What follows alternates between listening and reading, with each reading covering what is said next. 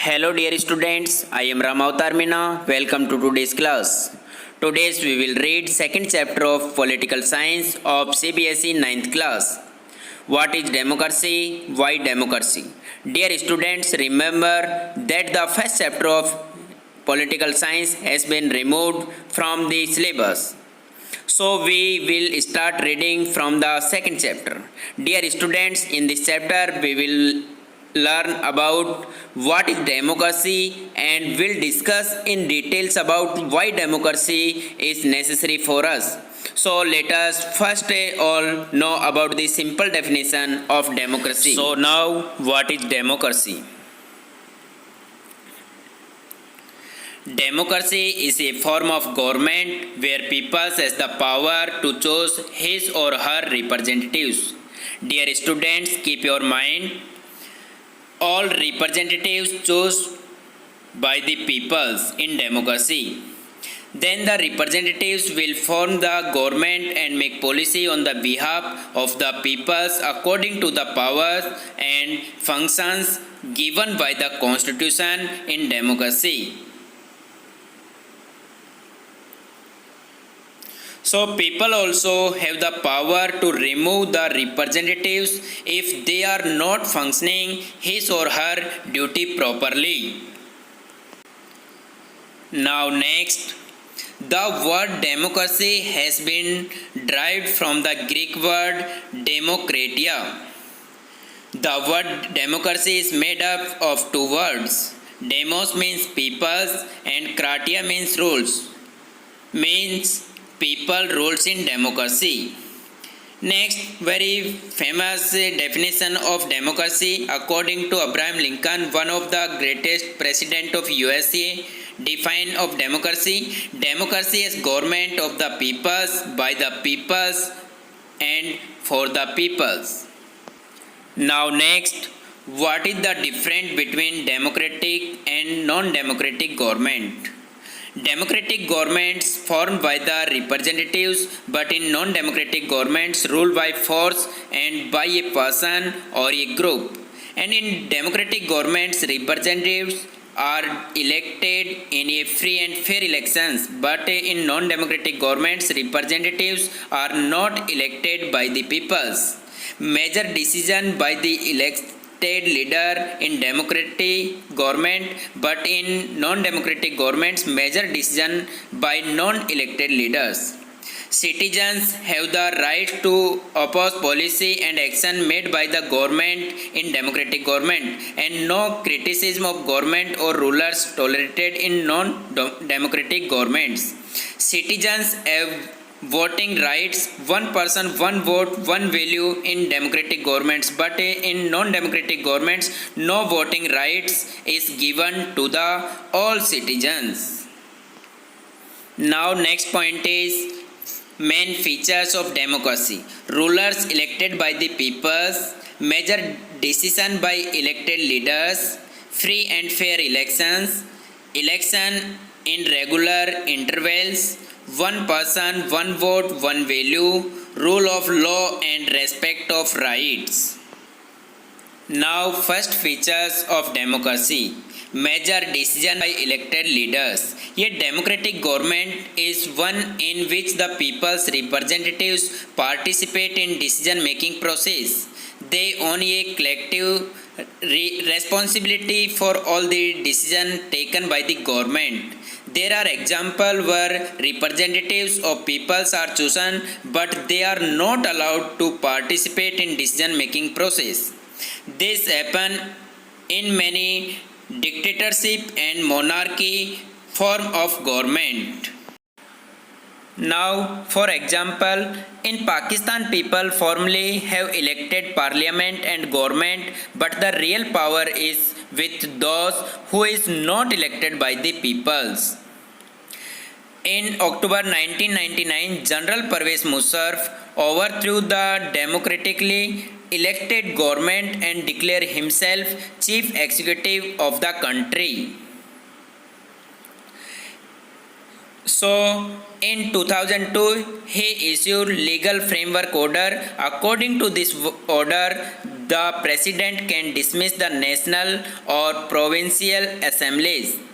The work of civilian cabinet is supervised by a National Security Council which is dominated by military officers. Final decision of powers rest in the hand of Pervez Musharraf. The final decision making power must rest with those elected by the people. So Pakistan is not democratic country. Now next features of democracy: free and fair electoral competition. In democracy, the rulers must be truly people's representatives.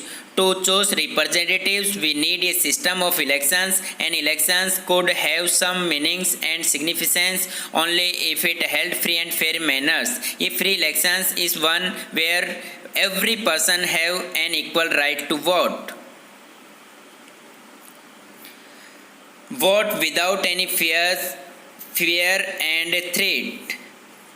A fair elections is one in which those persons who are currently in power have a fair chance of losing. For example, in China, elections are regularly held after every 5 years for electing the country's parliament called National People's Congress. The National People's Congress has the powers to appoint the president of the country. Some members are elected by the army. It has nearly 3,000 members from all over China. So before contesting elections, candidates need the approval of the Chinese Communist Party. Dear student, in China only one party system, only Chinese Communist Party. The government is always formed by the Communist Party of China. Every year on only one party, Chinese Communist Party in China. One more example, these functions. Since its independence in 1930, Mexico country holds elections after every 6 years to elect its president. The country has never been under a military or dictator's rule. But after 2000 years, election was won by a party called PRI, Institutional Revolutionary Party. So the PRI used many dirty tricks to win elections. All government officers and teachers are used to force parents to vote for the PRI. Sometimes the polling booths were shifting from one place to another in last minutes. Media largely ignored the activities of opposition political parties except to criticize them. It used large sum of money in the campaign for its candidates. Should we consider this country as democratic country where election is not free and fair? Yet democracy must be based on free and fair elections where those currently in power have a fair chance of losing. Now next point is one person, one vote, one value. Each adult citizen must have one vote and each vote must have one value. A true democracy grants its citizen right to vote. Universal adult franchise means all the adults have a right to vote without any discrimination based on sex, color, race, caste or class. Each person can cast one vote. All voters are counted. The person who gets the maximum numbers of votes get elected. There are many countries where equal rights are denied. In Saudi Arabia, women do not have the right to vote. And Estonia has made its citizenship rules in such a way that peoples belonging to Russian minorities find it difficult to get the right to vote. In Fiji, the electoral system is such that the vote of an indigenous Fiji has more value than that of Indian Fijians. So next, features of democracy: rules of law and respect for rights. The state should respect some basic rights of the citizens. People should free to think, to have opinion, to express their view in public, to form association and to protest. Everyone should equal in the eyes of law. For example, Zimbabwe attained independence from minority rules in 1980. ZANU-PF, the party, led the freedom struggle movement under the leadership of Robert Mugabe. Robert Mugabe was popular but also used unfair practices to win the elections.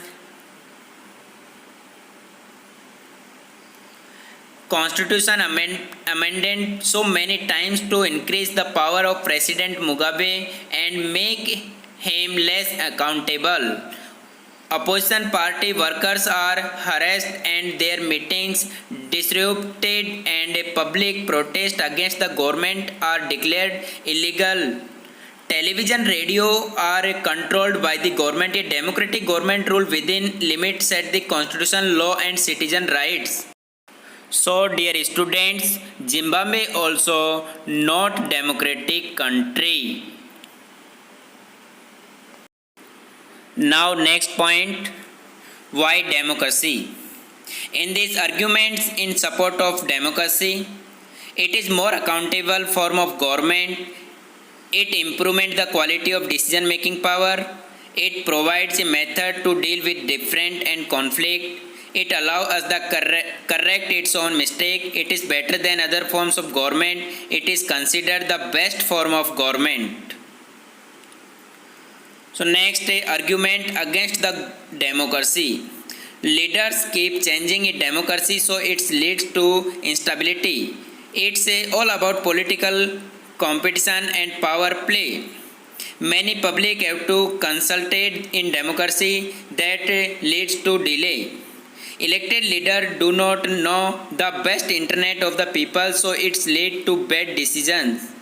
It's based on electoral competition, so it leads to corruption. Ordinary people do not know what is good for them, so they are unable to decide what is good and bad.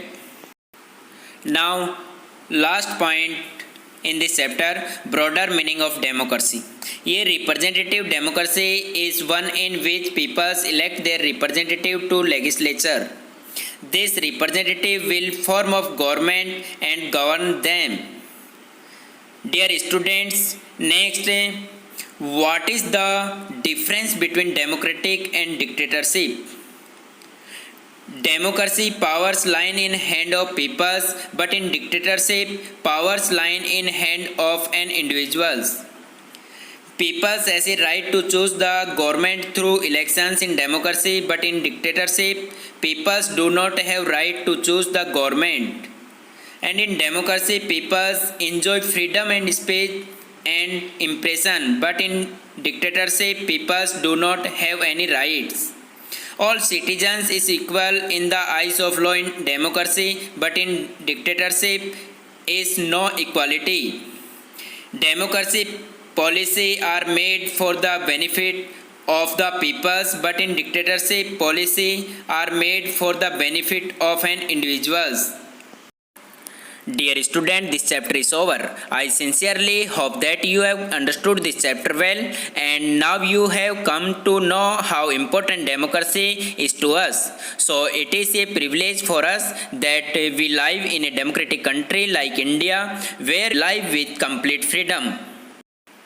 Dear students, subscribe to our channel and hit the bell icon for more updates. Hit the like button and share with your friends also. Stay home, stay safe. God bless you all. Jai Hind.